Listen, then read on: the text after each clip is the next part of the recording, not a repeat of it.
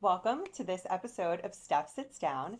Today, Steph sits down with Gillian Rose, color scientist. Gillian's superpower is color.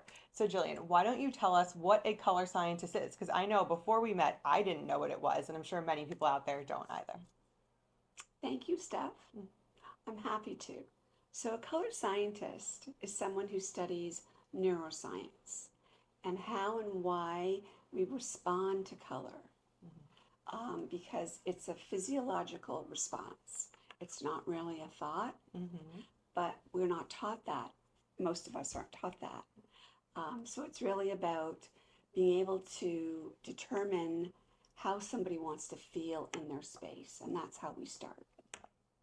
And I mean, that really resonates. Obviously, I sell homes for a living, and people, their home is their peaceful place, right? And so Absolutely. I think people are probably mindlessly throwing colors up on the wall based on some trend, but obviously, there's much more science behind it. So tell us how you work with maybe real estate agents or other people, Mhm. in the industry. How do you come into the process? Sure. So I work with a lot of different professionals. With real estate agents, it's really about, there's a couple different ways. One is if a property has been on the market for a bit, we could come in and create certain feelings, Okay. and that will always leads to very quick sales. Love it. So that's Love a the quick first sale. thing. And the common myth is that white makes a space look bigger. It Mhm. does not. It makes it look white. Okay. And something that surprised me that you told me before is that it's actually depressing, right? White is It depressing, is. which It you would think the is. opposite, like light and bright. Yes. I mean, I'm talking about just pure white, not Hmm. like there are all these like tinted whites and Sure, things like sure. that, which is different. But one of the people, we studied a lot of philosophers because a lot of the great philosophers of our time and our history have all studied color. And William Goethe was one of those people. He wrote a book in 1817 called Color Theory, even though it was really color science. And he believed that color's main purpose to be in our part of our evolutionary process is to stimulate our minds to grow and develop. And so, white, again, pure white, I'm not talking about complex whites, um, doesn't stimulate us. That makes sense. And so it leaves us inward. Okay. And so, especially when I'm doing children's That's rooms, what I was just going to say. I'm sure like early developmental years is really important. absolutely. So, baby's first color they see is red, Yeah. and children under 10 need a lot more stimulation to develop and grow. So, we really encourage people not to have white bedrooms for their children. Yeah, that makes a lot of sense. Okay, so you would consult, if a house is sitting on the market, and then I'm sure you work with interior designers as well. I So do, I imagine you have to come first in the process. So how does that work? yes. Tell us a little bit about Yeah. that. So I've been lucky enough since being in LA to be working with different interior designers and architects, and they'll bring me in several different ways. And one is to do this process that I've developed called color play, which is so you can discover your colors, the colors that resonate within you Mhm. and make you feel inner peace. So we do that package. And what everybody learns from that is the client learns what colors they're drawn to, not necessarily their favorite colors, but the Okay. colors, the vibrations they're actually drawn to. And the designer learns what they're drawn to, and just as important, learns the colors they're not drawn to. So it's sort of like a, sh- a shortcut for the designer because now they have the palette that the client responds to. It doesn't mean they have to deliberately use those colors, but it gives them a direction. So Sure. every material on the whole project, as long as it's related, they're going to save a lot of time and money and everybody's going to be happy. Love to save money and ultimately want clients to be happy. So it's wonderful. Um, so tell us a little bit about how it works in a space like an office building or a hotel where like maybe people have everyone's attracted to different things, right? You're saying it's very particular to the person. So how I does that am. work in like these large buildings? Yes. So the biggest differences for us is if we need a lot of stimulation or we need a little bit of stimulation. Okay. So it's kind of intuitive. Colors that are bolder and warmer are more stimulation, and colors that are softer um, and cooler are less stimulation. So we're about 50-50 in the world. But if you'll notice, if you go into a lot of developments and hospitality, the project is either all color Hmm. or very neutral. Yes.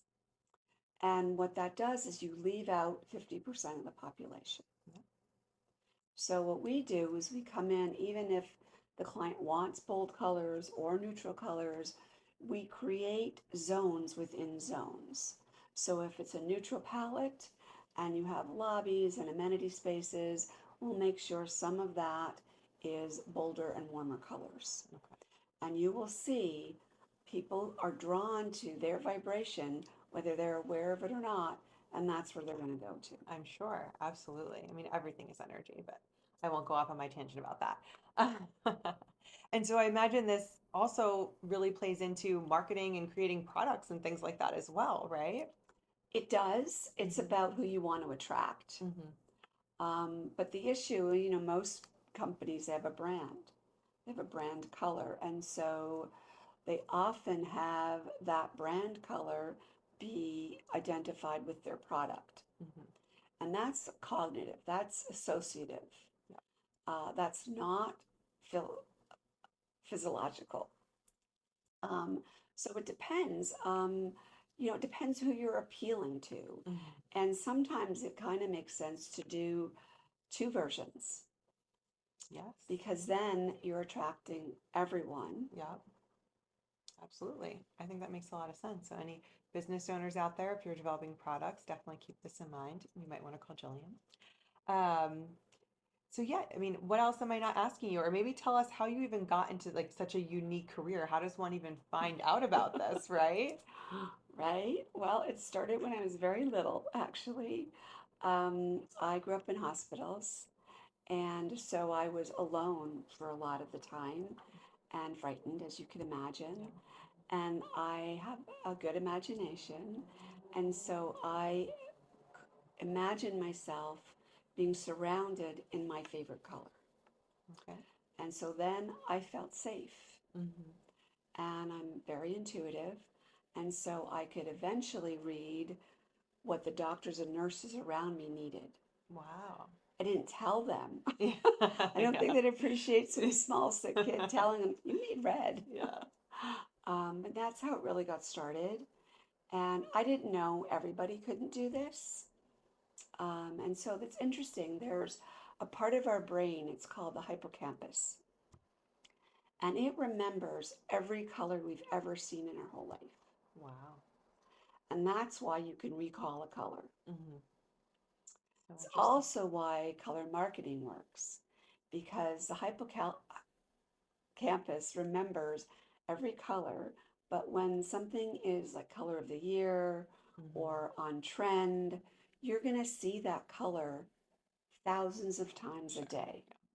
So what happens, it fills up your recent memory in your hippocampus, and you become comfortable with that color more than you actually like it.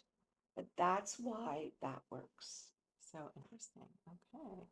So how does one find out what their color palette is? Is there something, maybe like a quiz or something you can offer us? Well, I've created, it's called Color Play Experience, Mhm. and it's pretty in depth. And there are quizzes based on adjectives of feelings. And then there's actually a very large palette of colors that are designed so that you feel the vibration. And that's a pretty involved process. And that's what I do with other designers and architects and clients. Mhm. But I wanted to offer your viewers something special. We appreciate that. So I created Color Play Light. So if you send us your email, I will send you the Color Play Light quiz. And then once I receive it back, I will send you colors that are related to how you want to feel. That is so cool. I'm so excited to do that. Thank you for that offer. We really appreciate You're that. I hope all of welcome. you take advantage of it. You're welcome. So yeah, anything else that I'm not asking you? Something I think that's key is that, like many things in our lives, opposites attract, Hmm. right? So it's true for color. So in most couples, not all, but in most, one needs the strong, warm, bold colors, and the other needs the soft, muted, cool colors. Okay. And that never changes. It's written into our DNA. Hmm. So Yep. it's not like a thought, it's not about being kind or generous. It's a visceral Yep. experience. Yeah. So in those cases, since that's the norm, Yeah. we give each partner their own color play Okay. experience, and then we put it together. Hmm. And then it's my job to figure out how to mesh that palette together. Hmm. So some spaces will be the lighter, cooler colors. Hmm. Some will be the warmer, bolder colors. And then there's all those sort of like ancillary spaces, like stairwells and corridors and Hmm. spaces that you're not in for very long, Sure. where I then bring in colors to marry that palette so it doesn't look like you fell into the neighbor's house. Yeah.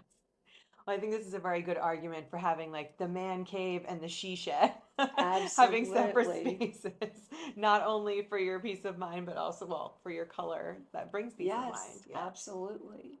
Yeah. Yeah. Well, thank you so much for joining us. We really Thank appreciate you you. taking the time, Thank and you. I'm so, so excited to take that quiz, so I can't wait. Wonderful. Thank you for having me, Steph. Of course. And thank you. Bye.